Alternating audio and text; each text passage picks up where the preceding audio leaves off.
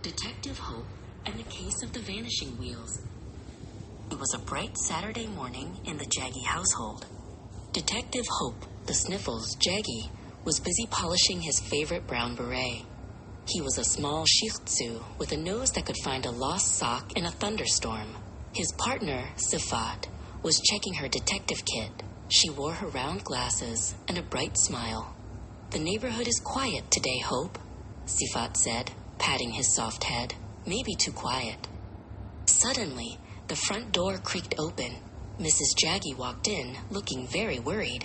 "Sifat, Hope, something terrible has happened," she exclaimed, holding her hands to her cheeks. "I went to the garage to get your bicycle for our park trip, but it's gone.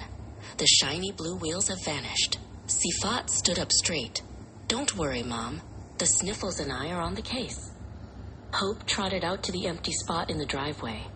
He lowered his head, his black nose twitching at a mile a minute. Sniff, sniff, sniff. To Sifat, it just looked like concrete. But to Hope, the ground was a map of smells.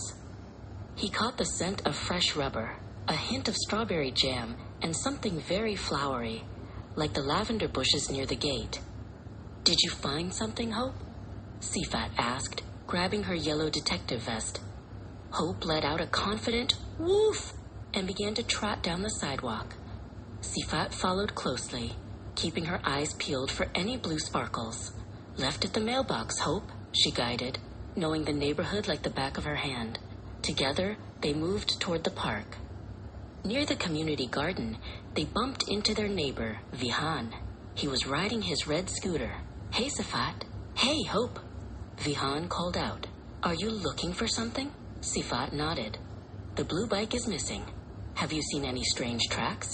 Vihan pointed toward the tall sunflowers.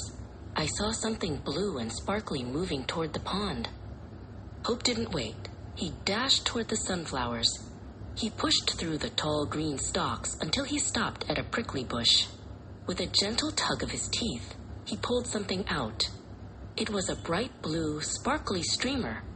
"That's from my handlebar," Sifat cried, picking it up. "We're getting closer, Hope. Your nose is a genius." The trail led them deeper into the park, across a small wooden bridge. The scent of lavender was getting stronger now. Hope's ears perked up. He heard a faint clink-clink sound. He looked at Sifat and gave a little whine, urging her to move quietly.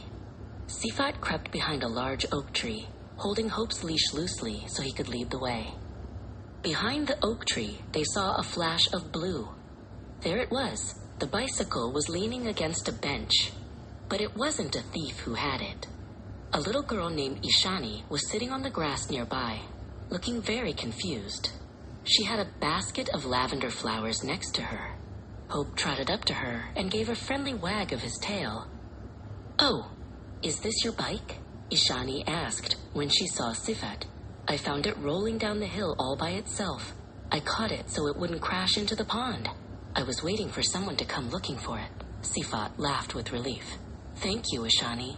My mom must have forgotten to set the kickstand in the garage."